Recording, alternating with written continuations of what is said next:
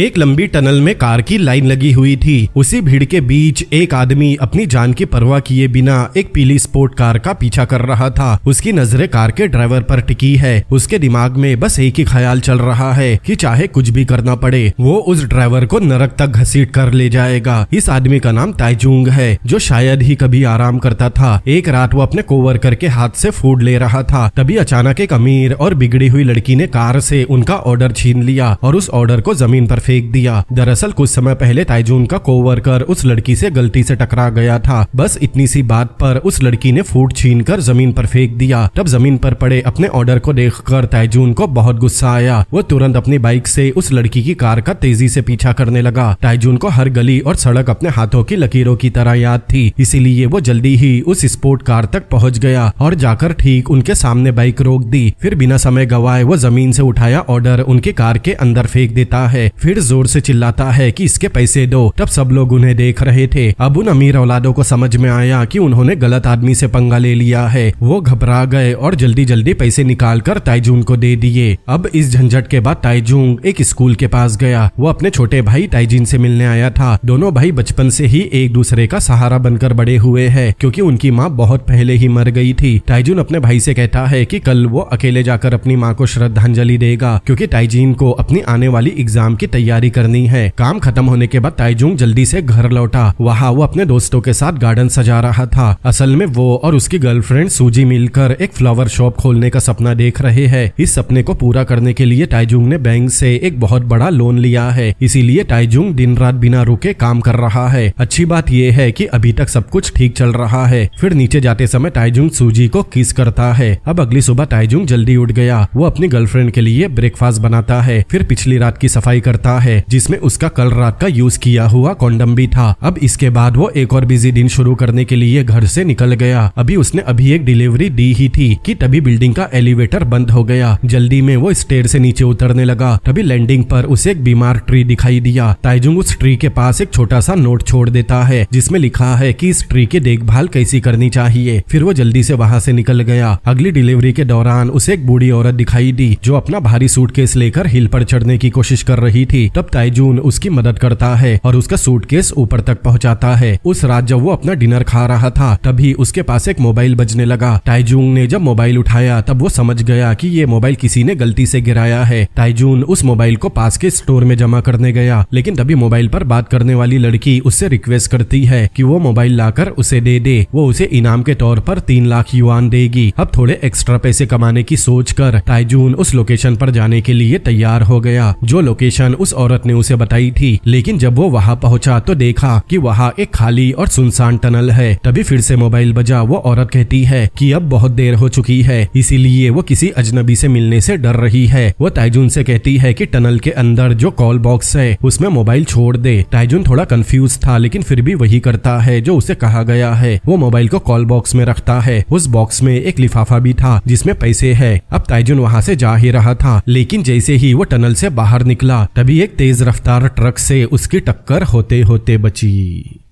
अगले दिन ताइजुंग हमेशा की तरह प्लांट्स की देखभाल कर रहा था। तभी अचानक पुलिस वहां पहुंची और उसे रेप और मर्डर के इल्जाम में गिरफ्तार कर लिया। दरअसल हाल ही में एक यंग लड़की की बहुत बेरहमी से हत्या की गई थी और उसके शरीर के टुकड़े कर दिए गए थे, लेकिन किसी अजीब वजह से पुलिस ने तुरंत ही ताइजुंग को ही किलर मान लिया। तब ताइजुंग शौक और गुस्से से कहता है कि वो विक्टिम को जानता तक नहीं, लेकिन ऑफिसर बार बार यही कहते रहते हैं कि मामला बहुत सीरियस है। वो उसे छोड़ने से मना कर देते हैं। थोड़ी देर बाद ताइजुंग के दोस्त पुलिस स्टेशन पहुंचे और एक बुरी खबर सुनाई। दरअसल ताइजुंग की सारी पर्सनल इंफॉर्मेशन इंटरनेट पर लीक हो गई। यहाँ तक कि उसकी फ्लावर शॉप की दीवार पर भी लोगों ने लिख दिया डाई मर्डरर। थोड़ी देर बाद सूजी भी स्टेशन पहुंची। ताइजुंग रोते हुए चिल्लाता है कि वो इनोसेंट है और उसने किसी का मर्डर नहीं किया। सूजी उस पर भरोसा करती है और उसे बचाने के लिए वो सब कुछ करने तैयार है। वो तुरंत एक लॉयर हायर करती है। लॉयर कहता है कि उन्हें ये प्रूफ करना होगा कि ताइजुंग मर्डर के समय वहाँ था ही नहीं, जिसके लिए कोई गवाह या कोई प्रूफ चाहिए। अब अब अच्छी बात ये थी कि ताइजून की हर फूड डिलीवरी लोकेशन के साथ रिकॉर्ड होती थी, इसीलिए उसके दोस्त और फैमिली के लोग सिर्फ एक दिन में ताइजून के पूरे 2 दिन का टाइमलाइन तैयार कर लेते हैं। ये देखकर लॉयर को भरोसा हो गया कि इतने मजबूत सबूतों के साथ वो कोर्ट में अच्छी लड़ाई लड़ सकते हैं, लेकिन किसी ने भी नहीं सोचा था कि मामला अचानक अलग मोड़ ले लेगा।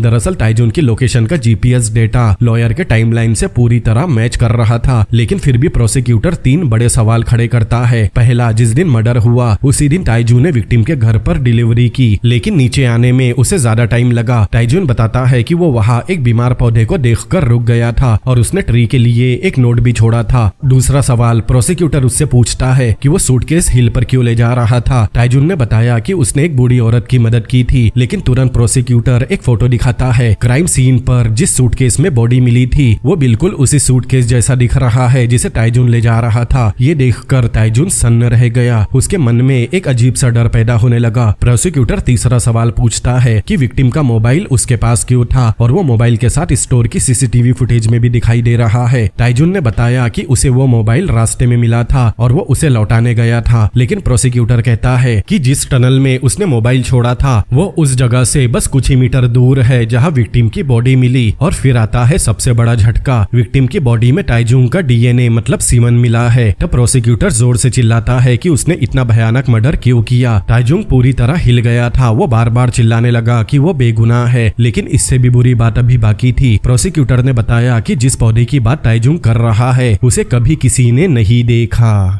अब उस शाम सूजी फिर से ताइजून से मिलने आई। उसने बताया कि लॉयर ने भी उसका केस छोड़ दिया है। ये सुनकर ताइजून पूरी तरह निराश हो गया, लेकिन तभी सूजी ताइजून से उसकी कलाई दिखाने कहती है। असल में क्राइम सीन की फोटो में उसे वो कपल ब्रेसलेट दिखाई दिया था जो उसने ताइजून को गिफ्ट किया था। ताइजून अचानक रुक गया क्योंकि उसे याद ही नहीं आता कि उसका ब्रेसलेट कहाँ गया। ये सुनकर सूजी निराश हो गई। अब उसे भी ताइजून पर भरोसा नहीं था। तब रोते हुए उसने ताइजून से रिश्ता खत्म कर दिया। फिर आखिर में कोर्ट ताइजून को लाइफ सेंटेंस की सजा सुना देता है। अब ताइजून के सामने बस एंडलेस अंधेरा रह गया। वो धीरे धीरे जीने की उम्मीद खोने लगा, लेकिन तभी एक पब्लिक डिफेंडर किम उससे मिलने आया। किम ने ये केस इत्तेफाक से सुना था, लेकिन उसे लगा कि इस केस में सब कुछ बहुत केयरफुली प्लान किया गया है, जैसे कोई पूरी कहानी पहले से लिखी गई स्क्रिप्ट के मुताबिक चल रही हो। किम ताइजून से कहता है कि वो उस दिन की हर छोटी से छोटी बात याद करने की कोशिश करे। किम ने उसे भरोसा दिलाया कि वो उसे बचाने के लिए पूरी कोशिश करेगा। किम की बातें सुनकर ताइजून के दिल में फिर से उम्मीद की एक छोटी सी किरण जाग गई। ताइजून किम को बताता है कि क्राइम सीन पर जो ब्रेसलेट मिला था वो उसका नहीं है। थोड़ी देर सोचने के बाद उसे याद आ गया था कि वो ब्रेसलेट उसने अपने छोटे भाई ताइजिन के रूम में गिरा दिया था। ये सुनते ही किम की आंखें चमक उठी। उसे लगा कि यही सबूत हो सकता है जिससे पूरा केस पलट सकता है, लेकिन वो ताइजून को वार्निंग देता है कि इस बात का जिक्र वो किसी से भी ना करे। लेकिन ताइजून को राहत महसूस करने का मौका भी नहीं मिलता, क्योंकि जेल के कुछ दूसरे कैदी उसे बुरी तरह पीटते हैं। वो हर तरह की गालियां और बुलिंग चुपचाप सहे जा रहा था। उसके दिल में बस यही उम्मीद थी कि एक दिन उसे जस्टिस जरूर मिलेगा, लेकिन हकीकत उसे फिर से एक जोरदार झटका देती है। दरअसल किम एक बहुत बुरी खबर लेकर आया था। उसने बताया कि ताइजून के भाई ताइजिन ने सुसाइड नोट छोड़कर अपनी जान ले ली। अपने भाई की मौत की खबर सुनकर ताइजून पूरी तरह टूट गया। यही वो आखिरी चोट थी जिसने उसे अंदर से तोड़ दिया। उसे अपने भाई के साथ बिताए हुए अच्छे दिन याद आने लगे। वो इतना रोता है कि उसकी सांस तक रुकने लगी। उस रात ताइजून ने फैसला कर लिया था कि वो भी अपनी जान दे देगा और अपने भाई से मिलेगा। लेकिन उसी रात उसे एक सपना आया। सपने में उसका भाई ताइजिन रो रहा था और जोर जोर से चिल्ला रहा था कि उसने खुद को क्यों मारा। तब ताइजून अचानक डर कर उठ गया। उसने देखा कि वो हॉस्पिटल के बेड पर बंधा हुआ है। डॉक्टर उसे शांत करने के लिए दवा दे रहे हैं। इस महीने ये तीसरी बार था जब ताइजून ने खुद को नुकसान पहुंचाने की कोशिश की थी। अब दर्द और निराशा में ताइजून एक चलती फिरती लाश जैसा बन गया था। उसके दोस्त हर महीने उससे मिलने आते थे, लेकिन वो किसी से भी मिलना नहीं चाहता। कुछ समय बाद गार्ड्स उसे ईस्टर सर्विस के लिए चैपल ले गए। वहाँ एक अल्टर सर्वर जिसका नाम सीख है वो ताइजून के पास आया और उसे केक का एक टुकड़ा दिया। सीख ने बताया कि वो भी एक कैदी है और वो यहाँ पिछले 15 साल से है, इसीलिए वो अच्छे से समझता है कि ताइजून इस समय कैसा महसूस कर रहा होगा। सीख ने कहा कि अब उसे अपनी बाकी की जिंदगी को भगवान का दिया हुआ गिफ्ट समझना चाहिए और वो सब काम करने चाहिए जिनके लिए उसे पहले पछतावा था कि वो कर नहीं पाया। अब सीख की बातें ताइजून के दिल में फिर से जीने की इच्छा जगाती है।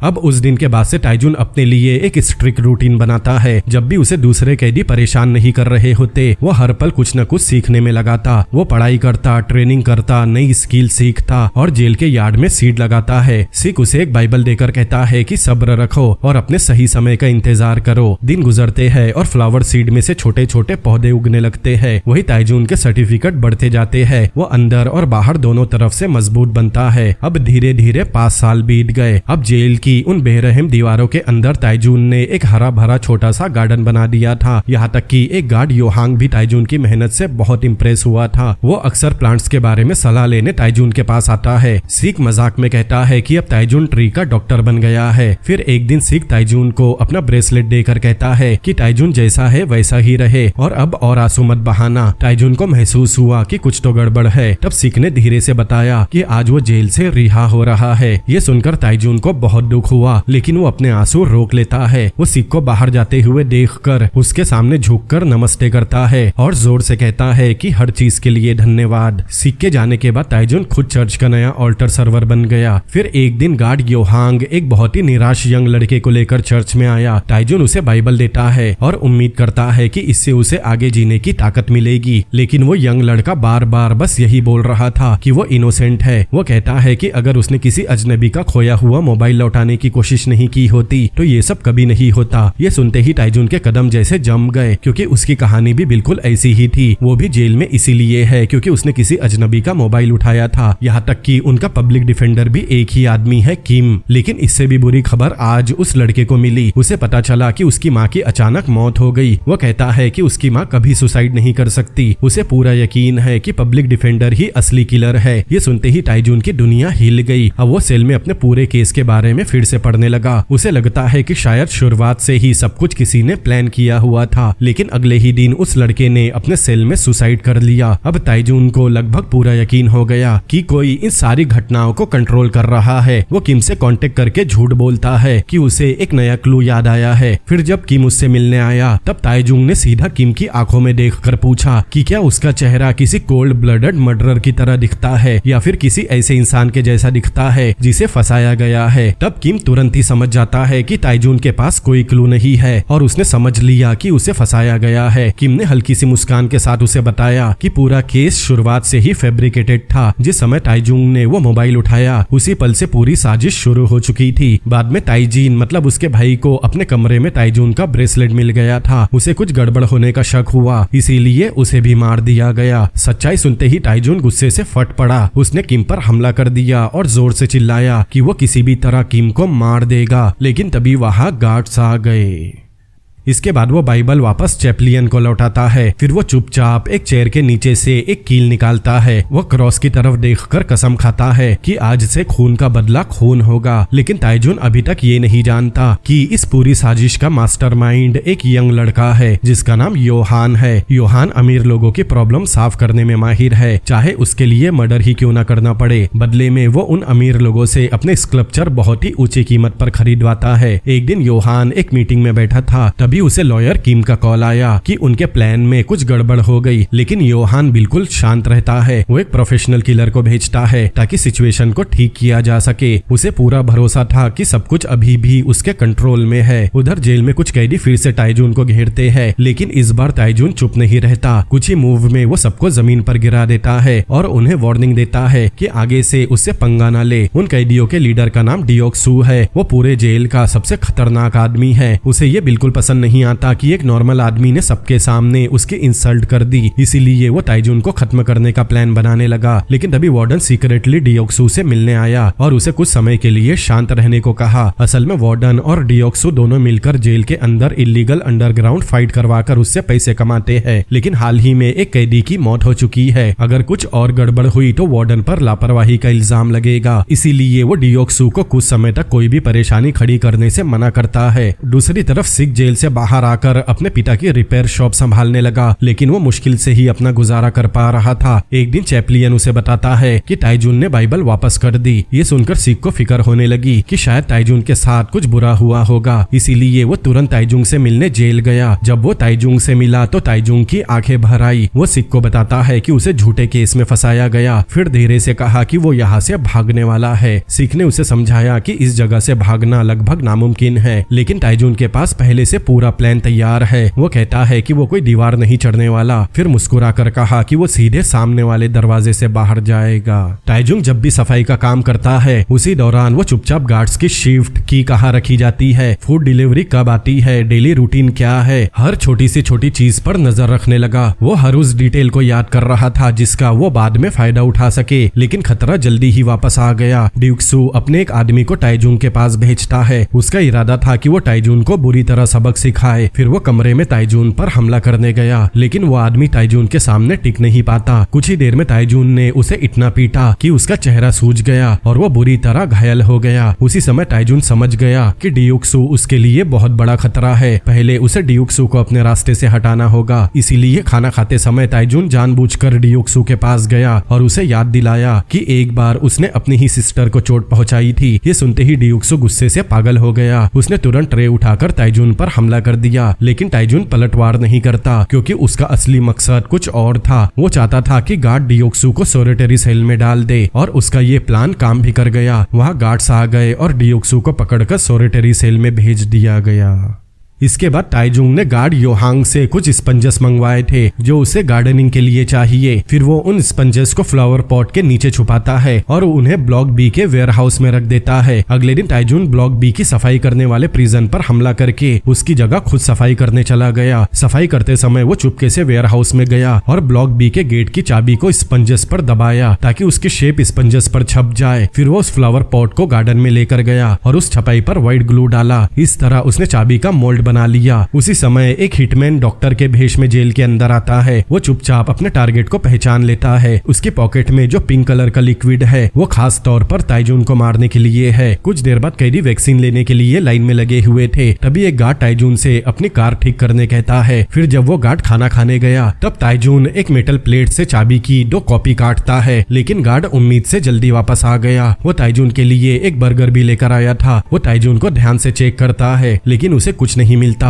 क्योंकि ताइजून ने कीस को बर्गर बैग के अंदर छुपाया था। बाद में जब ताइजून अपने सेल में वापस आया तो वहाँ एक गार्ड उसका इंतजार कर रहा था। दरअसल अगले दिन एक बड़ी अंडरग्राउंड फाइट होने वाली है। उस गार्ड ने ताइजून पर बहुत सारा पैसा लगाया हुआ है, इसीलिए उसने किसी और कैदी को ताइजून की जगह वैक्सीन लगवाने भेजा है। जब फाइट का दिन आता है तो ताइजून को जीतने से कोई मतलब नहीं होता क्योंकि आज उसका एस्केप डे है। वो कुछ ही मूव में अपने अपोनेंट को गिरा देता है और तुरंत वहाँ से निकल जाता है, लेकिन तभी अचानक डॉक्टर उसकी सेल के बाहर दिखाई दिया। असल में पिछले दिन हिटमैन को पता चल गया था कि जिसे वैक्सीन दी गई थी वो असली ताइजून नहीं था, इसीलिए वो जानबूझकर एक दिन और रुक गया था। फिर जैसे ही उसने ताइजून की पहचान पक्की की, फिर उसने ताइजून को पॉइजन का इंजेक्शन लगा दिया। बाद में वो अपने बॉस को मैसेज भेजता है कि 30 मिनट में सब खत्म हो जाएगा। ताइजून को इस बारे में कुछ पता नहीं था, वो बस अपने प्लान को पूरा करने पर ध्यान दे रहा था। सबसे पहले वो एक कीला इलेक्ट्रिक आउटलेट में फंसाता है जिससे ब्लॉक बी की बिजली बंद हो गई और कैमरा भी बंद हो गए। फिर जब गार्ड्स फ्यूज चेक करने गए उसी समय ताइजूंग कंट्रोल रूम में घुस गया। वहां से उसने एक एक्सेस कार्ड चुरा लिया। फिर उसने स्टोरेज एरिया में जाकर अपने कपड़ों के अंदर सिविलियन क्लोथ पहन लिए। अब एक्सेस कार्ड की मदद से वो रास्ते में आने वाले सभी गेट को खोलता जाता है। अब आखिर में वो नीचे वाले वेंट तक पहुंच गया। वो पहले ही इस रास्ते को चेक कर चुका था। ये एकमात्र रास्ता है जहाँ से वो बिना गार्ड से टकराए निकल सकता था। फिर वो अपनी प्रिजन यूनिफॉर्म उतार कर वेंट के अंदर घुस गया। अब धीरे धीरे रेंगते हुए वो आगे बढ़ रहा था। फिर वो विजिटिंग रूम की सीलिंग के ऊपर पहुंच गया, लेकिन तभी पॉइजन ने असर दिखाना शुरू किया। अब भयंकर दर्द के बावजूद ताइजून आगे बढ़ता रहा। फिर वो सर्विस हॉल में पहुंचा और वहां आई हुई फैमिलीज की भीड़ में मिल गया। फिर वो एक बूढ़ी औरत की लंच बॉक्स की थैली काट देता है ताकि वहां अफरा तफरी मच जाए। उस केओस का फायदा उठाकर वो आराम से सामने वाले दरवाजे से बाहर निकल गया, लेकिन वो ज्यादा दूर तक नहीं जा सका क्योंकि तभी वो अचानक गिरकर बेहोश हो गया।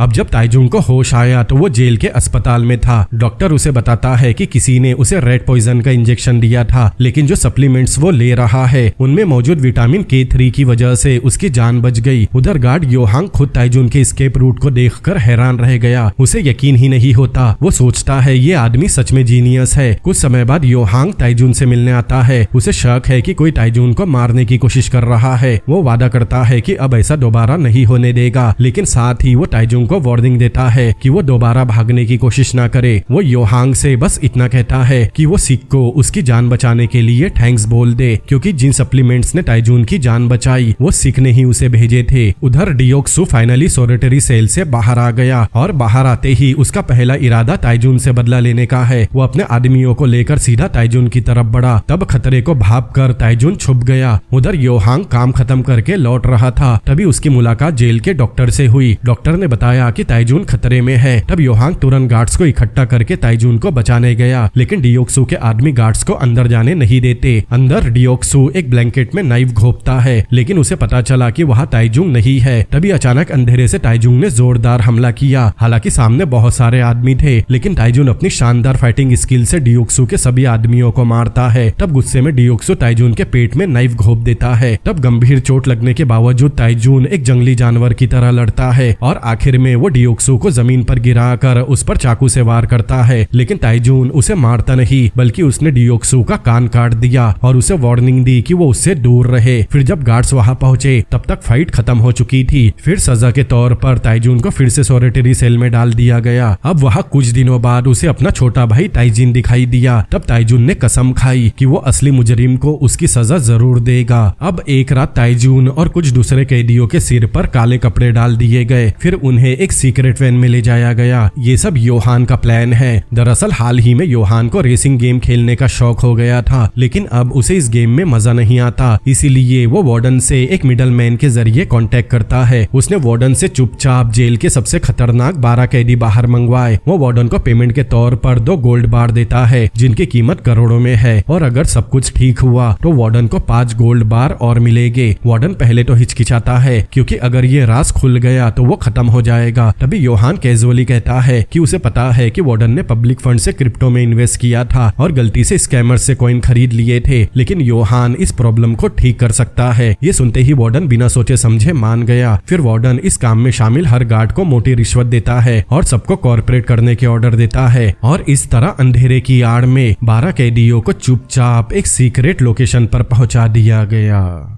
सुबह होते ही वो सब एक अबेंडन फैक्ट्री के अंदर खड़े थे। उन सब ने सफेद यूनिफॉर्म पहनी है। फिर सबसे ऊंचे प्लेटफॉर्म पर खड़ा होकर योहान अनाउंसमेंट करता है कि ये लैंड ऑफ अपॉर्चुनिटी है। उस समय ताइजुंग को अभी तक ये नहीं पता था कि योहान ही वो आदमी है जिसने उसकी पूरी जिंदगी बर्बाद कर दी। दरअसल 5 साल पहले एक अमीर लड़के डोक्यूंग ने अपनी गर्लफ्रेंड को गलती से मार दिया था। घबराकर डोक्यूंग तुरंत अपने बाप को फोन करता है। उसका बाप एक पावरफुल मंत्री है। अपने बेटे और अपने पॉलिटिकल करियर को बचाने के लिए उस मंत्री ने तुरंत योहान से कांटेक्ट किया और उसे सब कुछ संभालने को कहा। तब योहान तुरंत अपनी टीम को क्राइम सीन पर भेज देता है। उसकी टीम एडवांस टेक्नोलॉजी का इस्तेमाल करके पूरे क्राइम सीन को बिल्कुल सटीक 3D मॉडल में रिकंस्ट्रक्ट करती है, जिससे योहान मीलों दूर बैठकर भी हर चीज को साफ साफ देख सकता था। वो हर एक खून की बूंद और हर एक फिंगरप्रिंट को बिल्कुल सटीक तरीके से एनालाइज कर रहा था। जब उसने पूरा सीन समझ लिया तब उसने पूरे देश के सर्विलियंस कैमरास को एक्सेस किया और वहां से गुजरने वाले हर इंसान को स्कैन करना शुरू किया। आखिर में उसे एक बदकिस्मत आदमी मिल गया जो ताइजुंग था। उस समय ताइजुंग उस इलाके में फूड डिलीवरी कर रहा था। अब योहान को अपना शिकार मतलब स्केप गोट मिल चुका था, जिसके बाद योहान की टीम ताइजुंग की पूरी जिंदगी पर नजर रखने लगी। उसकी आदतें, उसके दोस्त, उसकी फैमिली, उसके डेली रूटीन सभी पर। उधर एक स्पेशल क्लीनिंग क्रू चुपके से ताइजुंग के घर में घुसती है। वहां से वो ताइजुंग के फिंगरप्रिंट और ऐसी चीजें चुरा लेते हैं जो बाद में एविडेंस बन सकती है। फिर उसके फिंगरप्रिंट और उसके फुटप्रिंट को मर्डर से जुड़ी चीजों पर लगा दिया गया।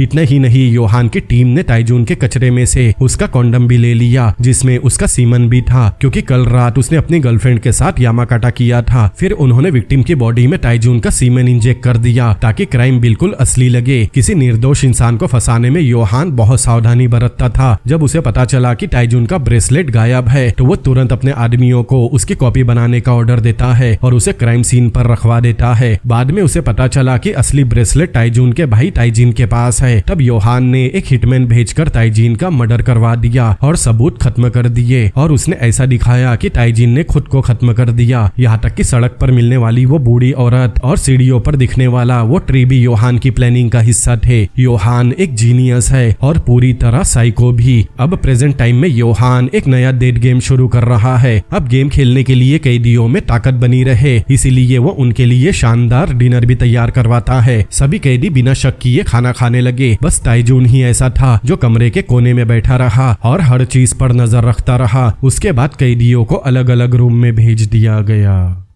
अब देर रात ताइजून चुपके से अपने कमरे से बाहर निकला। वो भागने का रास्ता ढूंढ रहा था, लेकिन पूरी फैक्ट्री में हथियारों से लैस मर्सनरीज घूम रहे थे, इसीलिए ताइजून बहुत सावधानी से उनके पेट्रोलिंग से बचते हुए आगे बढ़ता है। लेकिन आखिरकार वो पकड़ा गया। उसी समय योहान भी वहां पहुंचा। वो बहुत शांति से कहता है कि वो ताइजून को वापस उसके रूम तक छोड़ देगा, लेकिन ताइजून कार में बैठने से मना कर देता है। वो योहान से पूछता है कि उन्हें यहाँ क्यों लाया गया। योहान बस इतना कहता है कि जल्द ही एक स्पेशल कॉम्पिटिशन शुरू होने वाला है। फिर जब ताइजून वापस रूम एरिया में आया तब उसने देखा कि डियोक्सू और उसका गैंग लॉन्च में बैठकर अभी भी खा रहे हैं। तब डियोक्सू फिर से ताइजून का मजाक उड़ाता है और उससे बदला लेने की धमकी देता है। दोनों के बीच फाइट होने ही वाली थी, लेकिन तभी मर्सेनरीज हवा में गोलियां चलाते हैं। तब दोनों साइड शांत हो गए। अब अगली सुबह तेज म्यूजिक बजाकर कैदियों को जगाया गया। फिर सभी को व्हाइट सूट पहनाए गए और उन्हें एक खुले मैदान में लाया गया। एक कैदी पूछता है ये कौन सी जगह है। योहान ने बताया ये एक रेस ट्रैक है। अब हर कैदी को एक रैंडम कार दी जाएगी और सभी को रेस करनी होगी। और सबसे खास बात यहाँ कोई रूल नहीं है। तब एक कैदी ने साफ मना कर दिया। तब योहान ने एक सेकंड सोचे बिना गन निकाल कर उसे वही गोली मार दी। तब बाकी सब तुरंत चुप हो गए। अब कोई भी विरोध करने की हिम्मत नहीं करता।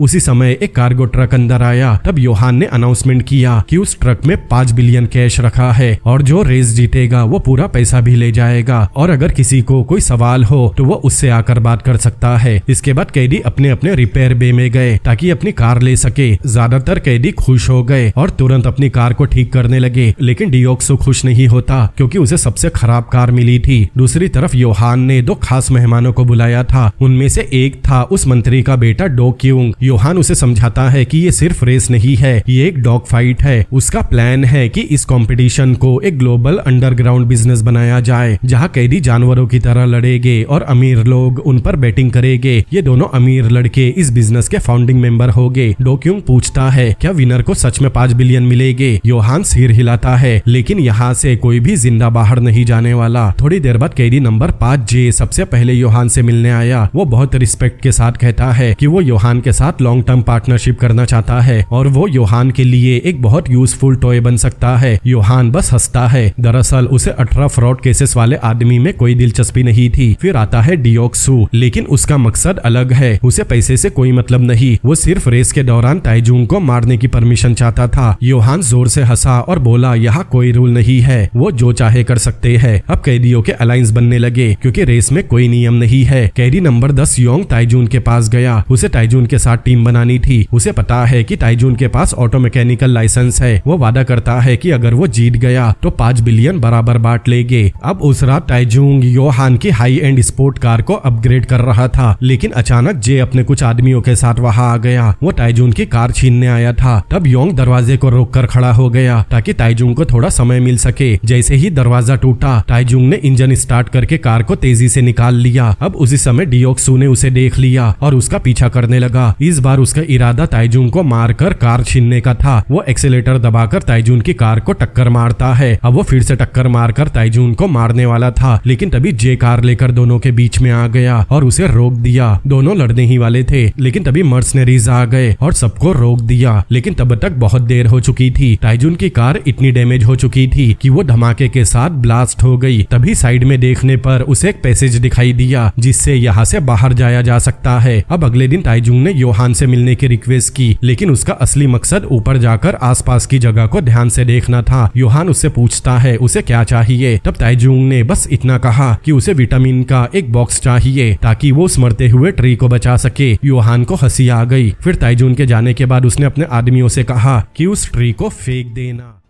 योहान इस गेम को और भी एक्साइटिंग बनाने के लिए जे के साथ काम करने के लिए तैयार हो गया और उसे हिंट दिया कि उसकी कार के अंदर एक गिफ्ट रखा है। थोड़ी देर बाद रेस शुरू होने वाली थी। कैडी अपनी अपनी कार लेकर एक एक करके एरिना में आते हैं। योहान फिर से दोहराता है कि यहाँ कोई रूल्स नहीं है, अगर उन्हें जिंदा रहना है तो उन्हें जो करना पड़े वो कर सकते हैं। जैसे ही रेड लाइट चालू हुई, डेथ रेस भी शुरू हो गई। एक आदमी ने अपनी कार पर लगा फ्लेम थ्रोवर चालू कर दिया, जिससे फ्लेम थ्रोवर से आग निकलने लगी और उसकी कार रॉकेट की तरह भागने लगी। लेकिन थोड़ी ही देर बाद उसकी कार में आग लग गई और जोरदार एक्सप्लोजन के साथ वो आदमी मारा गया। ये देखकर डो क्यों खुशी से तालियां बजाने लगा। रेस और खतरनाक होती जा रही थी, लेकिन योहान का ध्यान कहीं और था। वो ताइजून की फोटो देख रहा था। उसे अजीब सा एहसास होने लगा। फिर जैसे ही उसकी नजर उस ट्री पर पड़ी, उसे याद आ गया कि ताइजून वही स्केपगोट है जिसे उसने 5 साल पहले डो क्यों के केस में फंसाया था। योहान तुरंत जे को ऑर्डर देता है कि कार नंबर 9 को रोक दे, क्योंकि वही ताइजून की कार है। डोक्सो भी तुरंत मदद के लिए वहां पहुंचा और दोनों मिलकर कार रोक देते हैं। लेकिन वो सब देखकर शॉक रह गए कि कार के अंदर ताइजून नहीं बल्कि योंग बैठा है। योहान तुरंत ड्रोन उड़ाता है ताकि ताइजून को ढूंढ सके। उसी समय अचानक ताइजून एक कोने से बाइक लेकर निकलता है। योहान तुरंत जे को कहता है कि कार के बैक सीट में रखा गिफ्ट खोले। वो एक गन थी। उधर ताइजून एक सेफ जगह पर छुपकर अपनी बाइक के पीछे एक गैस टैंक बांधता है। तभी जे ने अपनी कार की विंडो तोड़कर ताइजून पर गोलियां चलाना शुरू कर दी, लेकिन ताइजून उसकी बुलेट को डॉज कर रहा था। फिर कुछ समय बाद ताइजून ने जे की कार के टायर को डैमेज कर दिया, जिससे जे की कार आउट ऑफ कंट्रोल होकर पलट गई। ये देखकर योहान को और थ्रिल महसूस होने लगा। तब उसने तुरंत रूल्स बदल दिए कि अब जो भी ताइजून को पकड़ेगा या मारेगा उसे डबल प्राइज मनी मिलेगा। उस समय ताइजून वहां से निकलने की कोशिश कर रहा था, लेकिन तभी डियोक्सू ने उसकी बाइक को टक्कर मार दी। अब दोनों की जोरदार फाइट शुरू हो गई, लेकिन डियोक्सू ताइजून के सामने टिक नहीं पाता और जल्दी ही हार गया। ये देखकर योहान गुस्से में स्नाइपर राइफल निकालता है और ताइजून पर कई गोलियां चलाता है। तब ताइजून तुरंत एक कार के पीछे छुप गया। अब जैसे ही योहान राइफल रिलोड करने लगा, तब ताइजून तुरंत बाइक पर बैठा और उसी रास्ते की तरफ भागने लगा जिसे उसने पिछली रात देखा था। अब योहान को समझ में आता है कि ताइजून उस रास्ते का इस्तेमाल करके भागने वाला है। ये समझकर योहान और हंसने लगा। इधर ताइजून ने गैस टैंक की नोक पर वार किया, जिससे गैस टैंक ने उड़कर आगे रास्ते में लगे बैरिकेड को ब्लास्ट कर दिया। फिर ताइजून ने पूरी स्पीड से बाइक चलाई और उस रास्ते से बाहर जंप कर दिया। ठीक उसी समय योहान निशाना लगाकर गोली चलाता है, लेकिन ताइजून हवा में भी उसकी बुलेट को डॉज कर देता है और नदी में कूदकर बच जाता है।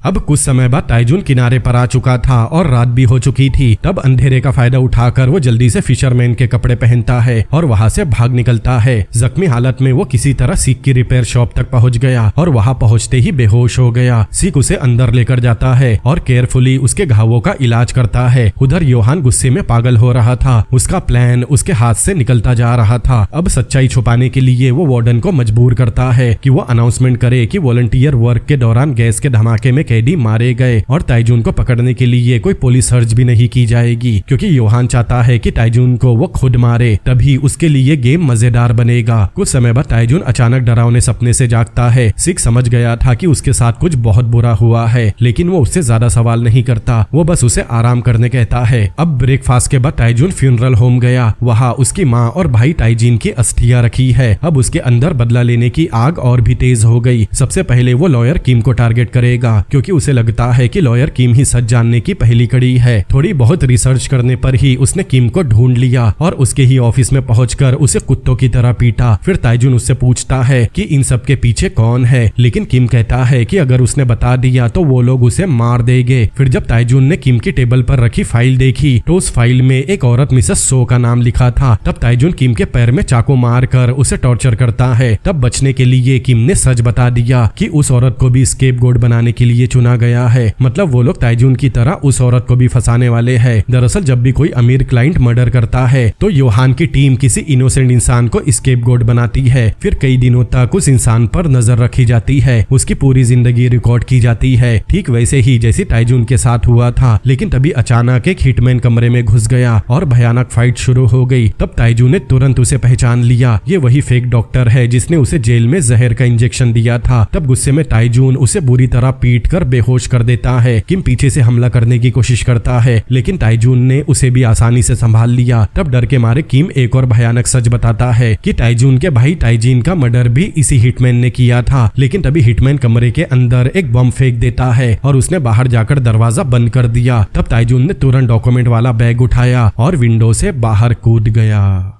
कुछ समय बाद योहान को इस पूरे मामले की खबर मिली। अब क्योंकि हिटमैन बार बार गलती कर रहा था, इसीलिए योहान ने अपना सब्र खो दिया। उसने खुद जाकर हिटमैन को मार दिया और उसके पास एक छोटा सा रिटायरमेंट पेमेंट छोड़ दिया। योहान के लिए लोग बस इस्तेमाल करने वाले सामान जैसे है। अगर एक पीस काम करना बंद कर दे तो वो दूसरा लगा देता है। उधर किम की सच्चाई सुनने के बाद सिक ताइजून को गले लगा लेता है। उसे ताइजून की हालत पर बहुत दुख होता है। वो वादा करता है कि ताइजून को जो भी मदद चाहिए वो सब करेगा। फिर दोनों मिलकर अगली स्केपगोट मिसेस सो को बचाने का प्लान बनाते हैं। ताइजून को लग रहा था कि जरूर योहान के लोग मिसेस सो के आसपास छुपे होंगे। उसका शक बिल्कुल सही था। अपने खास सर्विलियंस सिस्टम से योहान मिसेस सो पर हर समय नजर रख रहा था। मिसेस सो एक छोटी सी बार्बर शॉप चलाती है। उसे इसीलिए टारगेट बनाया गया क्योंकि मर्डर वेपन एक हेयर ड्रेसिंग सीजर जैसा है जो मिसेस सो की शॉप में भी है। योहान के प्लान को रोकने के लिए ताइजून कई सारे सर्विलियंस डिवाइस बनाता है और फिर वो चुपके से उन डिवाइसेस को मिसेस सो की शॉप के आसपास लगा देता है। इसके बाद वो कंप्यूटर के सामने बैठकर लगातार निगरानी करने लगा। एक दिन दोपहर में एक लड़की रिपेयर शॉप में आई और कैजुअली सिक के छुपाए हुए पैसे लेने लगी। ताइजूंग उसे चोर समझकर तुरंत पकड़ लेता है। तभी सिक वहां भागकर आया और बताया कि वो उसकी बेटी युनबी है। युनबी का नेचर थोड़ा रिबेलियस टाइप का था। बाहर आने के बाद वो ताइजून से रेंट मांगती है। जैसे ही ताइजून उसे पैसे देता है वो उसे जोर से पंच भी मारती है। फिर कहती है कि अब हिसाब बराबर हुआ। ताइजून धीरे से बड़बड़ाता है, ये लड़की सच में बहुत अजीब है। अब कई दिनों तक नजर रखने के बाद ताइजून ने कुछ सस्पिशियस लोगों को पहचान लिया था। दरअसल एक वैन और एक आदमी मिसेस सो की शॉप के पास रोज एक ही समय पर दिखाई देते हैं। तभी उसे एक और जरूरी बात याद आई, विक्टिम का मोबाइल। उसके केस में उसने विक्टिम को कभी देखा भी नहीं था, लेकिन फिर भी विक्टिम के मोबाइल का जीपीएस डाटा उसके मूवमेंट से बिल्कुल मैच कर रहा था। तब ताइजूंग ने सिक को एक बाइकर की फोटो दिखाई जो लगभग 24 घंटे वो मोबाइल लेकर मिसेस सो का पीछा कर रहा है। और तभी सारी बात साफ हो गई कि विक्टिम का जीपीएस और स्केपगोट की लोकेशन एक जैसी कैसे रहती है। तब ताइजूंग तुरंत ही बार्बर शॉप की तरफ भागा, लेकिन वहां पहुंचकर उसे पता चला कि मिसेस सो पहले ही वहां से जा चुकी है। उसकी बेटी ने ताइजूंग को बताया कि उसकी माँ किसी को फोन लौटाने गई है। वो ताइजूंग को एक एड्रेस दिखाती है जो मिसेस सो ने जाने से पहले एक पेपर पर लिखा था। दूसरी तरफ मीटिंग की जगह पर मिसेस सो उस फोन को उसके मालिक को वापस दे रही थी, लेकिन तभी अचानक ताइजून वहां से चोर की तरह फोन छीनकर भाग गया। उसके ये अचानक किए गए कदम ने पूरे क्राइम ऑर्गेनाइजेशन के प्लान को बिगाड़ दिया। तब योहान तुरंत समझ गया कि अब ताइजून उसके लिए एक बड़ा खतरा बन चुका है। इसीलिए वो गुक नाम के एक सस्पेंडेड पुलिस ऑफिसर से कांटेक्ट करता है। गुक पहले रिश्वत लेते हुए पकड़ा गया था, इसीलिए उसे सस्पेंड कर दिया गया। योहान उसे ऑर्डर देता है कि वो ताइजून को ढूंढकर पकड़े। बदले में योहान उसके सारे चार्जेस खत्म करवा देगा और यहाँ तक कि उसकी प्रमोशन भी करवा देगा। तब गुक सबसे पहले जेल गया। वहाँ उसे पता चला कि सिक ताइजून का सबसे करीबी इंसान है। इसके बाद गुक सिक से मिलने गया और उससे कहा कि ताइजूंग जेल से भाग चुका है। सिक बाहर से तो शांत रहने की कोशिश करता है, लेकिन गुक को कुछ गड़बड़ महसूस होती है। वो शॉप के अंदर के कमरे को चेक करने की जिद करने लगा, लेकिन उस समय युनबी उस कमरे में कपड़े बदल रही थी। तब युनबी गुस्से में बाहर आई और उन पर शॉप में घुसने के लिए चिल्लाने लगी। वो उन पर इलीगल तरीके से शॉप में घुसने का इल्जाम लगाती है और गुस्से में उन्हें बाहर भगा देती है।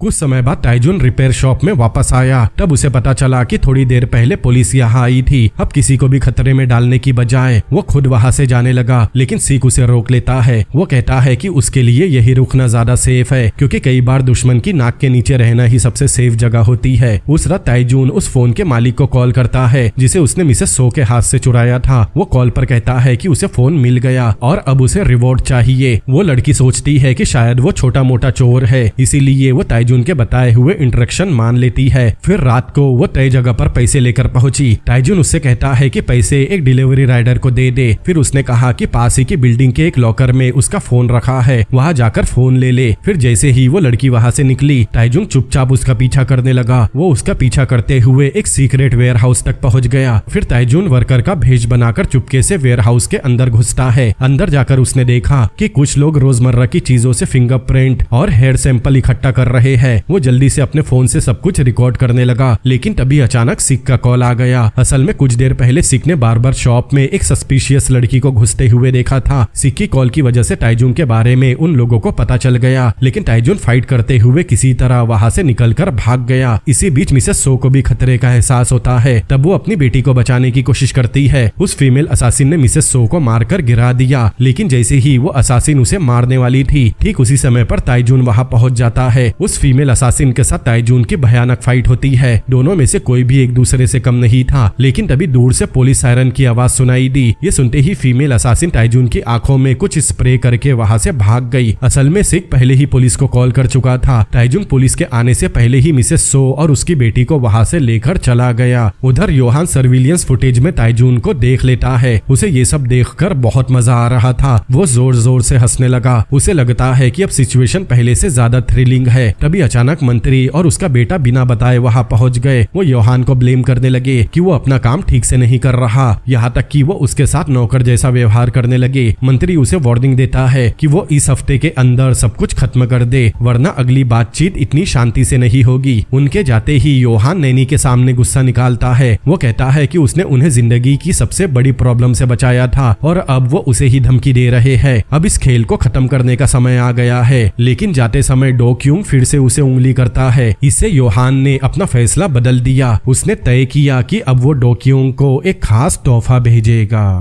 दूसरी तरफ ताइजुंग मिसेस सो को पूरी सच्चाई बताता है। तब वहाँ युनबी भी मौजूद होती है और पहली बार उसे समझ में आया कि ताइजुन असल में एक अच्छा इंसान है। मिसेस सो और उसकी बेटी की हिफाजत के लिए ताइजुन युनबी से रिक्वेस्ट करता है कि कुछ समय के लिए उन्हें अपने पास रख ले। अब युनबी को ताइजुन के बारे में और भी ज्यादा क्यूरियोसिटी होने लगी थी। काफी सवाल पूछने के बाद ताइजुन आखिर में सच बताता है कि उसे झूठे केस में फंसाया गया था। उस रात युनबी पूरी रात जागती रही। उसे ताइजुन के लिए बहुत बुरा लग रहा था। तब पहली बार वो अपने पिता सिक को कॉल करके कहती है अगर कोई भी काम हो तो वो इस नंबर पर कॉल करे। सिक ये सुनकर बहुत खुश होता है, क्योंकि काफी समय से उसकी बेटी युनबी उससे दूर हो गई थी और अब उनकी दूरी कम हो रही है। फिर जब दोनों रिपेयर शॉप पहुंचे तो उन्होंने टीवी पर न्यूज देखी। न्यूज में बताया जाता है कि मर्डर करने वाला आदमी मर चुका है। ये सुनकर ताइजुन को समझ में आया कि इस पूरे प्लान में सिर्फ एक ही नहीं बल्कि कई सारे स्केपगोट मतलब टारगेट है। गुस्से में ताइजुन तुरंत उस वेयर हाउस में पहुंचा, लेकिन वहां पहुंचकर उसने देखा कि वहां काम करने वाले सभी वर्कर्स को मार दिया गया है। योहान के लिए एक परफेक्ट प्लान में कोई भी गवाह नहीं बचना चाहिए। तभी अचानक कन्वे बेल्ट चलने लगा और उसमें से एक चीज नीचे गिरी। जब ताइजुन उसके पास गया तो उसने देखा वो उस हिटमैन का कटा हुआ सिर है जिसने डॉक्टर बनकर उसे जहर दिया था। वहाँ एक केस फाइल और एनवलप रखा है। उस एनवलप में बहुत सारे पैसे रखे थे, जैसे योहान उसका मजाक उड़ा रहा हो कि वो हार गया। तभी अचानक वहाँ एक बड़ा सा स्क्रीन शुरू हुआ। उस स्क्रीन पर दिखाया जाता है कि सारे मर्डर्स के पीछे असली कल्प्रिट डो क्यूंग है। ये देखकर ताइजुन को बहुत गुस्सा आया, लेकिन उसे ये नहीं पता कि वो पहले ही एक और खतरनाक गेम में फंस चुका है। गेम को और एक्साइटिंग बनाने के लिए योहान अपने टेक का इस्तेमाल करके डो क्यूंग के सोशल अकाउंट हैक कर लेता है और उसके सारे प्राइवेट पोस्ट को पब्लिक कर देता है। दरअसल उसने जानबूझकर कुछ क्लू भी छोड़ दिए ताकि ताइजुंग उन्हें देख सके। उन पोस्ट को देखकर ताइजुन को पता चला कि डो क्यूंग इस समय भूसान में है। तब वो तुरंत अपना बदला लेने भूसान के लिए निकल पड़ा। उधर सियोल में पुलिस अभी भी ताइजुंग को ढूंढ रही थी। उसी समय ताइजुंग खुद जेल के गार्ड योहांग को कॉल करके बताता है कि वो खुद असली मुजरिम को पकड़ेगा और खुद को बेकसूर साबित करेगा। तभी गुक ने उससे फोन ले लिया और उसे बैकग्राउंड में भूसान स्टेशन की अनाउंसमेंट सुनाई दी। तब वो तुरंत भूसान के लिए निकल गए। दूसरी तरफ सिक का ताइजुंग से कांटेक्ट नहीं हो रहा था। तब उसे कुछ गड़बड़ होने का शक हुआ, इसीलिए वो तुरंत जेल गया। लेकिन जेल जाने के बाद उसे पता चला कि ताइजुन पकड़ा नहीं गया। तभी युनबी को याद आता है कि उसके पिता सिक ने ताइजुन को एक फोन दिया था, इसीलिए वो तुरंत मोबाइल कंपनी गए और स्टाफ से कहा कि उनका फोन खो गया है और वो लोग फोन की लोकेशन पता लगाए। इससे उन्हें पता चला कि ताइजुन इस समय भूसान में है।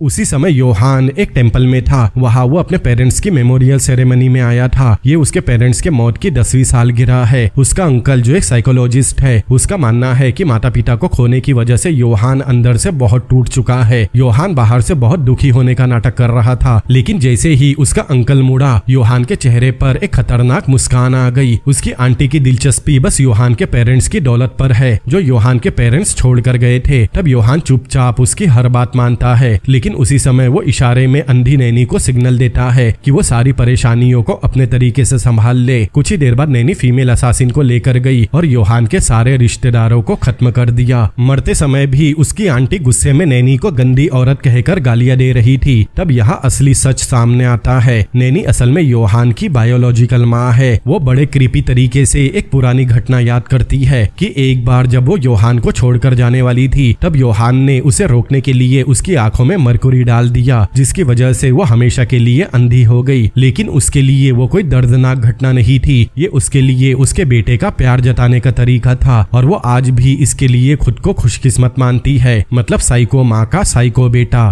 फिर उसी दिन आखिरकार ताइजुंग डोक्यूंग को ढूंढ लेता है। डोक्यूंग उस समय एक लग्जरी याच पर पार्टी कर रहा था। ताइजुंग सीधे उसके पास गया और उससे बात करने लगा। वो चोरी छिपे रिकॉर्डर भी चालू कर देता है ताकि डोक्यूंग से सच उगलवा सके। डोक्यूंग तुरंत ताइजुंग को पहचान लेता है। वो समझ गया था ये वही स्केपगोट है जिसे उसने फंसाया था, लेकिन फिर भी वो बिल्कुल शर्मिंदा नहीं होता, बल्कि वो बेहद घमंडी अंदाज में उसका मजाक उड़ाता है। फिर अपने आदमियों को इशारा करता है कि ताइजुंग को मार दे। ताइजुंग तुरंत फाइट शुरू करता है, लेकिन उनका लीडर बहुत तेज और खतरनाक था। वो कुछ ही सेकंड में ताइजुंग को हरा देता है। इसके बाद डोक्यूंग तुरंत योहान को कॉल करके बताता है कि उसने ताइजुंग को पकड़ लिया। उसे शक है कि योहान ने ही उसकी लोकेशन लीक की थी। तब वो गुस्से में योहान से अपना पैसा वापस मांगता है। योहान ऊपर से तो मान गया, लेकिन अंदर ही अंदर वो सोच रहा था कि वो एक ही बार में इन सबको खत्म कर देगा। उधर ताइजुंग को बांधकर याच के केबिन में फेंक दिया गया। जब सीक और यूनबी पोर्ट पर पहुंचे तो देखा कि वहाँ बहुत सारी पुलिस आ चुकी है। खतरे का अंदाजा लगाकर यूनबी अपने पिता से अलग होकर ताइजुंग को ढूंढने निकल गई। गुक और योहांग भी ताइजुंग को ढूंढने में लगे थे। फिर थोड़ी देर बाद डोक्यूंग को पता चला कि पुलिस आसपास पहुंच चुकी है। तब वो तुरंत केबिन की तरफ भागता है, लेकिन वहाँ पहुंचकर उसने देखा कि ताइजुंग गायब है। असल में कुछ देर पहले सीक को याच पर कुछ गड़बड़ लगी थी। तब वो चुपके से अंदर घुस गया था और सही समय पर ताइजुंग को छुड़ा लिया, लेकिन बदकिस्मती से भागते समय उन्हें योहांग ने देख लिया। योहांग सीक को समझाने की कोशिश करता है कि वो इस मामले से दूर रहे। वो वादा करता है कि वो ऑफिशियल तरीके से ताइजुंग की मदद करेगा, लेकिन तभी अचानक गुक वहाँ आ गया। उसे लग रहा था कि उसने ताइजुंग को पकड़ लिया, लेकिन तभी अचानक उसके पीछे से यूनबी ने उस पर हमला कर दिया और जब योहान उसके पास आया तो यूनबी ने फायर सिलेंडर उस पर स्प्रे कर दिया और मौका देखकर तीनों वहाँ से भागने में कामयाब हो गए। फिर वो यूनबी की फ्रेंड के घर जाकर छुप गए। ताइजुंग बहुत थका हुआ था, इसीलिए वो गहरी नींद में सो गया। उसके शांत चेहरे को देखकर यूनबी को और भी यकीन हो गया कि वो कोई विलन नहीं है जैसा लोग उसे समझते हैं।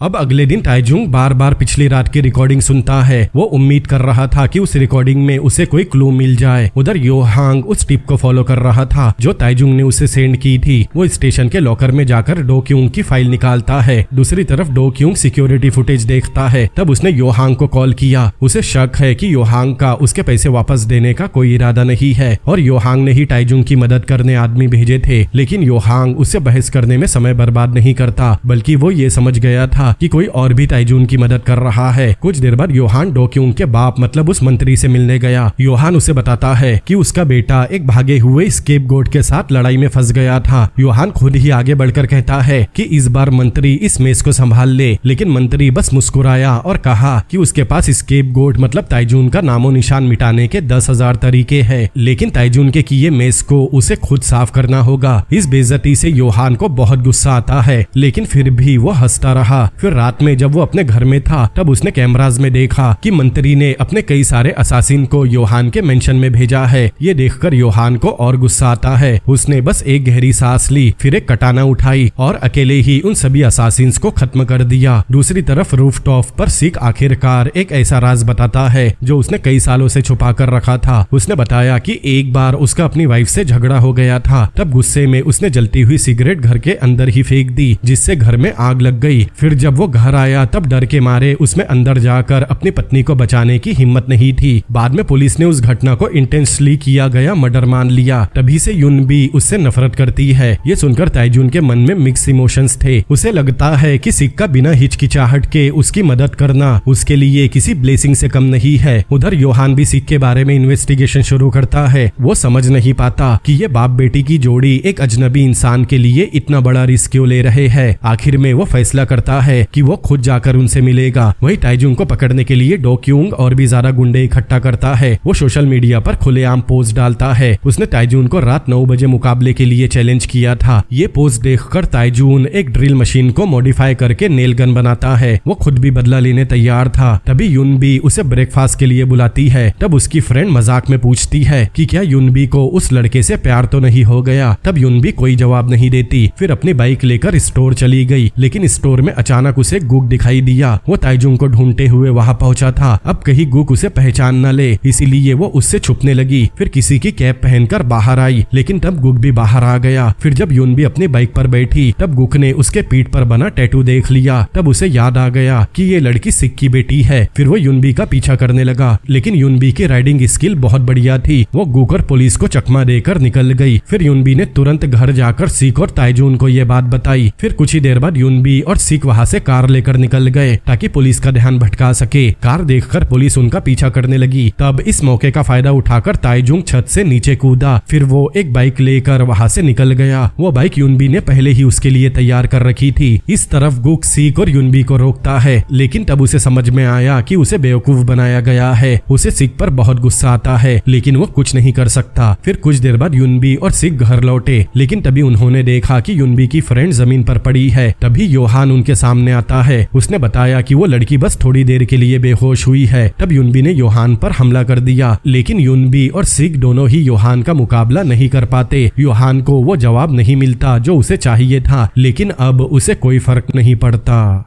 अब कुछ समय बाद रात हो गई। फिर ताइजुन उस जगह पर गया जहां डो क्योंग ने उसे बुलाया था। वहां पहुंचकर ताइजुन ने उससे माफी मांगने को कहा, लेकिन डो क्योंग अभी भी घमंडी बन रहा था। वो ताइजुन को और भड़काता है और कहता है कि आज रात वो उसे मार देगा। तब गुस्से में ताइजुन ने अपना हथियार निकाला और एक एक करके सभी अटैकर को मारने लगा। सिर्फ लंबे बालों वाला आदमी बहुत खतरनाक साबित हुआ। वो जानवरों की तरह लगातार ताइजुन पर हमला कर रहा था। तब ताइजुन आसपास पड़ी हर चीज को हथियार की तरह इस्तेमाल करने लगा। फिर आखिरकार सही मौका मिलते ही वो शॉवल से उसे बहुत पीटता है, जिससे वो आदमी बेहोश हो गया। वही बाहर डो क्योंग बेचैनी से खबर का इंतजार कर रहा था, लेकिन तभी अचानक उसने देखा कि ताइजुन उसी की तरफ आ रहा है। वो तुरंत अपनी कार में वहाँ से भागने लगा। ताइजुन भी अपनी बाइक से उसका पीछा करने लगा। फिर बिजी टनल के अंदर ताइजुन ट्रैफिक के बीच में तेजी से निकलता है। डो क्योंग के आदमी उस पर गोलियां चला रहे थे, लेकिन ताइजुन हर गोली से बचते हुए आगे बढ़ता है। डो क्योंग अपनी कार से उसे सीधा टक्कर मारने की कोशिश करता है, लेकिन ताइजुन बाइक को टनल की दीवार पर चलाते हुए उस पर ही शूट करता है। चारों तरफ अफरा तफरी मची थी। तभी इसी केओस के बीच ताइजुन अचानक गुंडों की कार के अंदर घुस गया। वो एक एक करके सबको खत्म कर देता है। फिर वो तुरंत ड्राइविंग सीट पर गया और डो क्योंग की कार का पीछा करने लगा। अब दोनों के बीच जानलेवा चेस शुरू हो गई। डो क्योंग गुस्से से पागल हो चुका था और लगातार गोलियां चला रहा था। उन दोनों के बीच भयानक शूटआउट चल ही रहा था कि तभी अचानक एक सफेद ट्रक तेजी से मुड़ा और सीधा डो क्योंग की कार को टक्कर मार दी।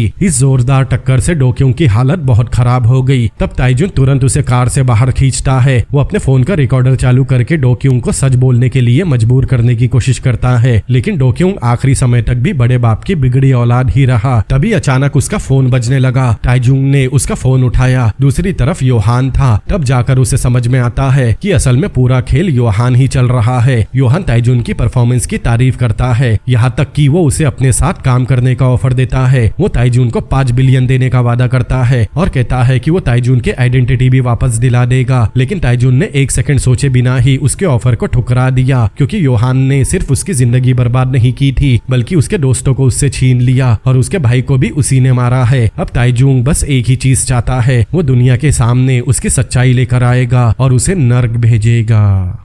फिर ताइजुन से बात करने के कुछ समय बाद योहान डो क्योंग के बाप मतलब उस मंत्री के घर गया और वहां बेरहमी से मंत्री और उसकी मिस्ट्रेस दोनों को मार दिया। मरने से पहले योहान मंत्री को अपना एक पुराना राज बताता है कि जब वो 16 साल का था तब उसने खुद अपने पेरेंट्स का मर्डर किया था, क्योंकि उसके पेरेंट्स अपनी सारी दौलत एक टेम्पल को दान करना चाहते थे। योहान को ये मंजूर नहीं था, इसीलिए उसने उन्हें मार दिया। फिर उसने बड़ी चालाकी से उस क्राइम का इल्जाम एक सीरियल किलर पर डाल दिया। उसी समय उसे समझ में आ गया था कि फ्यूचर में वो इसी तरीके का इस्तेमाल करके बिजनेस बना सकता है। ये सब बताने के बाद योहान ने मंत्री को मार दिया। फिर थोड़ी ही देर में उसकी क्लीनिंग टीम वहां पहुंच गई और सभी सबूत मिटा दिए। अगले दिन योहान सिक की रिपेयर शॉप में घुस गया। वहां उसे सिक और उसकी बेटी की एक फोटो मिली। तब योहान उस फोटो को जला देता है। असल में वो जानना चाहता था कि अब ताइजून आगे क्या करने वाला है। उधर सिक और ताइजून ने सियोल में मिलने का फैसला किया था, लेकिन सिक को अचानक पुलिस ने आकर गिरफ्तार कर लिया। दरअसल उसे मंत्री के मर्डर के इल्जाम में गिरफ्तार किया गया था। ये ठीक वैसी ही साजिश थी जो पहले ताइजून के साथ हुई थी। पुलिस को सिक के घर से ढेर सारे नकली सबूत मिलते हैं, जैसे धमकी भरे लेटर, विक्टिम का डीएनए और भी बहुत सी चीजें। सब कुछ ऐसे तैयार किया गया था जैसे ऐसा लगे कि सिक ही किलर है। फिर पुलिस स्टेशन में गोक सिक को युनबी को भी गिरफ्तार करने की धमकी देता है। ये सुनकर सिक को बहुत गुस्सा आता है। उसने गुक को धमकी दी कि अगर उसकी बेटी को इस मामले में घसीटा तो वो उसे खुद मार देगा। उधर ट्रेन स्टेशन पर ताइजून ने न्यूज देखी। तब उसे पता चला कि सिक को गिरफ्तार कर लिया गया है। वो तुरंत समझ गया कि ये सब योहान ने किया है। वो तुरंत रिपेयर शॉप गया। वहां जाकर उसने देखा कि ऊपर एक कैमरा लगा है। क्लियर था कि योहान ने उसे चिढ़ाने के लिए वो कैमरा लगाया है। गुस्से में ताइजून उस कैमरा को तोड़ देता है। फिर वो युनबी को संभालने की कोशिश करता है, जो बहुत ज्यादा परेशान थी। युनबी समझ नहीं पाती कि उसके पिता इल्जाम अपने ऊपर क्यों ले रहे हैं। बहुत सीधी बात है, क्योंकि गुक ने उसे भी जेल भेजने की धमकी दी है। जब वो सोचती है कि उसके पिता फिर से जेल चले जाएंगे तो वो रोने लगी। तब ताइजून खुद को इसका जिम्मेदार मानता है। अब उसे ये सब खत्म करना था। तब उसने तुरंत योहान को कॉल किया और पूछा कि आखिर वो चाहता क्या है। योहान उससे कहता है कि वो उसी पुरानी टनल में जाए और वहाँ एक फोन बॉक्स खोले। तब ताइजून वहाँ पहुंचकर फोन बॉक्स खोलता है तो उसके अंदर एक नाइफ था। ये वही नाइफ है जिससे योहान ने उस मंत्री का मर्डर किया था। साथ ही वहाँ एक ब्लैंक चेक भी रखा था। योहान ताइजून को दो चॉइसेस देता है, या तो उस नाइफ के साथ खुद पुलिस के सामने सरेंडर कर दे और सिक को बचा ले, या फिर वो चेक ले ले और योहान के लिए काम करना शुरू कर दे। ताइजून पूछता है कि वो ये सब क्यों कर रहा है। तब योहान बस इतना ही जवाब देता है कि उसे ये सब करने में मजा आता है। ऐसे इंसान के सामने जिसके अंदर बिल्कुल भी इंसानियत नहीं है, ताइजून खुद को बहुत बेबस महसूस कर रहा था।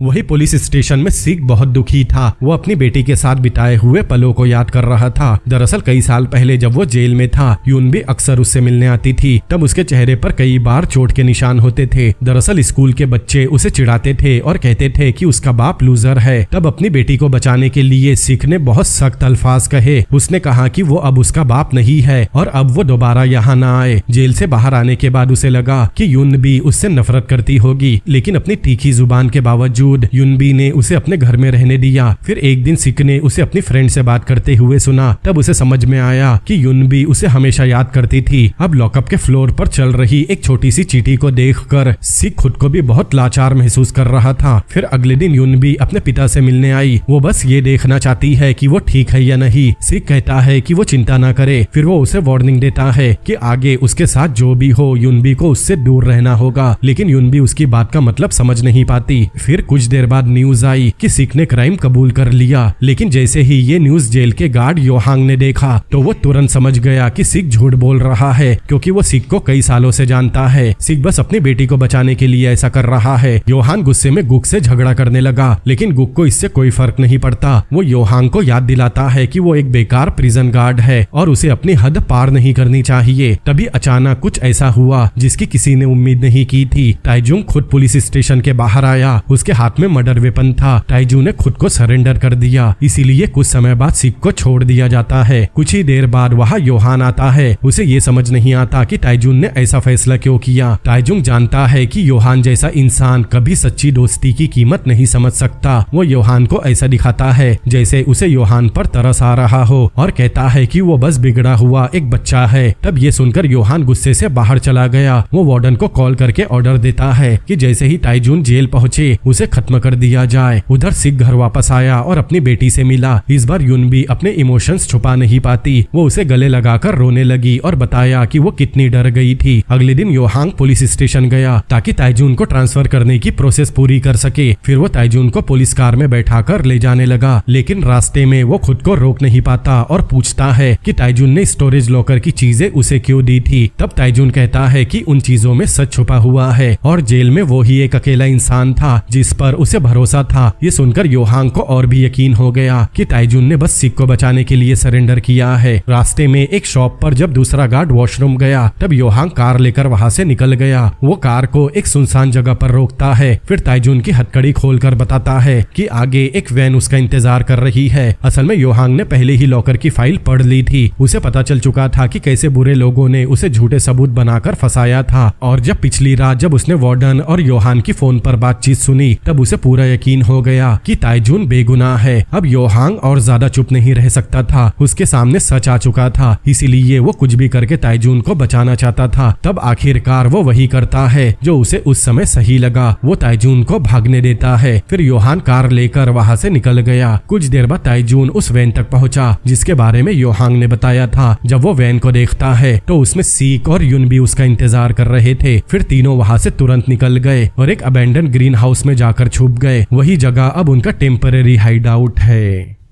कुछ समय बाद ताइजुन को पता चला कि योहान जल्दी ही एक स्क्रप्चर ऑक्शन करवाने वाला है और इस बार वो ऑक्शन खुले तौर पर पब्लिक के सामने होगा। असल में योहान एक बहुत मशहूर स्क्रप्टर है। वो अक्सर अलग अलग एनोनिमस नाम से अपने स्क्रप्चर के ऑक्शन करवाता रहता है। अब डोक्यूंग की पहली बताई गई इन्फॉर्मेशन के मुताबिक हर ऑक्शन के 10 दिनों के अंदर हमेशा कोई न कोई मर्डर होता है और अजीब बात ये होती है और हर बार एक हफ्ते के अंदर किलर पकड़ा जाता है। ये सब सुनकर ताइजुन को एक बात समझ में आ गई कि ये स्क्रप्चर असल में उन मर्डर केसेस को दबाने की पेमेंट्स होती है और जिन लोगों को किलर बनाकर पकड़ाया जाता है वो उन्हीं बेगुनाह लोगों के होते हैं। यहाँ तक कि उन स्क्रप्चर में से एक स्टैचू ताइजुन का भी था। अब अगला ऑक्शन योहांग का 100वां काम है। उस ऑक्शन के समय वहाँ मौजूद नैनी उस स्क्रप्चर को यादगार के रूप में खरीदना चाहती है। वो बिड लगाते लगाते कीमत 9 बिलियन तक पहुँचा देती है, लेकिन तभी अचानक एक मिस्टीरियस बिडर बिड लगाता है और कीमत सीधा 10 बिलियन तक पहुँच गई। योहान को जैसे पहले से पता हो कि वो बिडर कौन है और सच में उसका अंदाजा सही निकला। वो बिडर डोक्योंग था। असल में उस रात एक्सीडेंट में डोक्योंग बुरी तरह घायल जरूर हुआ था लेकिन मरा नहीं था। फिर जब ताइजुन ने उसे हॉस्पिटल जाकर बताया कि उसके बाप का मर्डर योहान ने किया है तो उसने ताइजुन के साथ मिलकर बदला लेने का फैसला किया। थोड़ी ही देर में पुलिस भी वहां पहुंच गई और योहान को मर्डर के इल्जाम में गिरफ्तार कर लिया। लेकिन ताइजुन फिर भी सावधान रहता है क्योंकि उसे पता है कि योहान के बड़े बड़े कनेक्शन है और शायद वो एक ही दिन में बाहर आ जाएगा। इसीलिए अब सबसे जरूरी काम ये है कि उन्हें ऐसा पक्का एविडेंस ढूंढना होगा जिससे योहान की सच्चाई पूरी दुनिया के सामने आ जाए। उस रात योहान के स्क्रप्चर ट्रक में ले जाए जा रहे थे। तब ट्रांसपोर्ट के दौरान ताइजुन के दोस्त अपनी कार खराब होने का नाटक करके ट्रक का रास्ता रोकते हैं। इस अफरा तफरी के बीच ताइजुन वर्कर का भेष बदल कर और उस ट्रक को लेकर सीधा योहान की मेंशन तक पहुंच गया। उधर उसी समय हिटमैन का ग्रुप पुलिस स्टेशन पर हमला करता है और वो वहाँ मौजूद ऑफिसर्स को मार देते हैं और योहान को छुड़ा लेते हैं। उनका लीडर ड्यूक सू था जो जेल के समय से ही ताइजुन का सबसे बड़ा दुश्मन रहा है। जैसे ही योहान वहां से निकला वो सीधे हॉस्पिटल गया और डोक्यूंग के रूम में पहुंचकर उसे भी मार दिया ताकि वो अपने बाप के पास जा सके।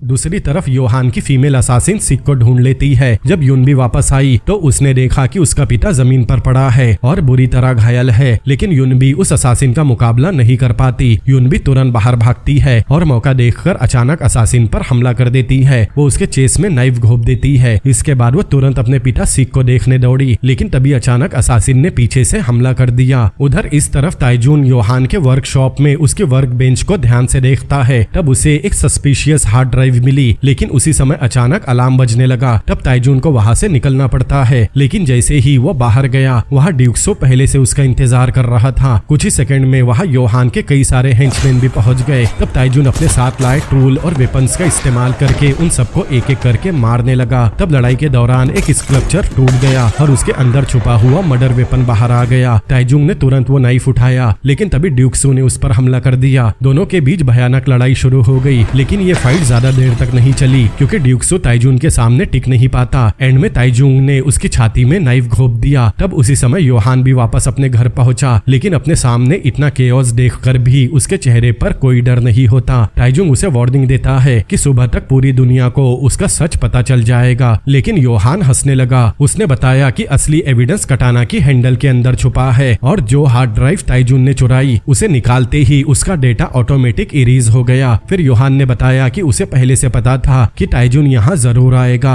और उसने नैनी को पहले ही बोल दिया था कि उसे अंदर आने दे। फिर जैसे ही ताइजुन हमला करने तैयार हुआ तभी फीमेल असासिन युनबी को हॉस्टेज बनाकर ले आई। अब ताइजुन को मजबूर होकर सामने आना पड़ा। तभी योहान के दिमाग में एक और खतरनाक आइडिया आता है। वो कहता है कि अगर ताइजुन डियोक्सू को मार दे तो वो युनबी को छोड़ देगा। अब ताइजुन बहुत भयानक सिचुएशन में था, लेकिन फिर भी उसने नाइफ नीचे रख दिया। तब योहान ने खुद डियोक्सू को मार दिया। फिर वो कहता है कि ताइजुन को मारने के बाद वो सारे क्राइम का इल्जाम युनबी पर डाल देगा। उसने यहाँ तक बताया कि उसका 100वां मास्टरपीस युनबी के ऊपर बना है। फिर वहाँ एक बार फिर भयानक फाइट शुरू हो गई। लड़ाई के दौरान ताइजुन ने फीमेल असासिन को नॉकआउट कर दिया। फिर योहान ने कटाना लेकर ताइजुन पर हमला कर दिया। कुछ देर की लड़ाई के बाद ताइजुन फिर से उस पर भारी पड़ने लगा। ताइजुन योहान को बेरहमी से पीटता है, लेकिन योहान फिर भी उसे उकसाता रहता है। यहाँ तक कि वो ताइजुन के भाई के मर्डर का वीडियो भी चला देता है ताकि ताइजुन को और भड़काया जा सके। लेकिन ताइजुन उसे नहीं मारता, बस उसके शोल्डर में कटाना घुसा देता है। वो चाहता है कि ये शैतान जिंदा रहे और अपने किए की सजा भुगते। फिर जब ताइजुन वहाँ से चला गया तो योहान के मेंशन में आग लग गई। पूरा मेंशन आग में जलने लगा और उसी आग में योहान की मौत हो गई। उधर समय पर इलाज मिलने की वजह से सिख की भी जान बच गई। फिर ताइजुन के केस की फिर से रिट्रायल होती है और आखिरकार उसे बेगुनाह घोषित किया जाता है। अब 6 महीने बाद ताइजुन अपना सपना पूरा करता है। वो युनबी के साथ मिलकर एक फ्लावर शॉप खोलता है। योहांग भी ग्रैंड ओपनिंग के दिन वहाँ आया था और एक प्लांट गिफ्ट के रूप में लाया था जिसे ताइजुन ने खुद ठीक किया था। अब धीरे धीरे जिंदगी फिर से नॉर्मल होने लगी और ताइजुन आखिरकार वो नॉर्मल और शांत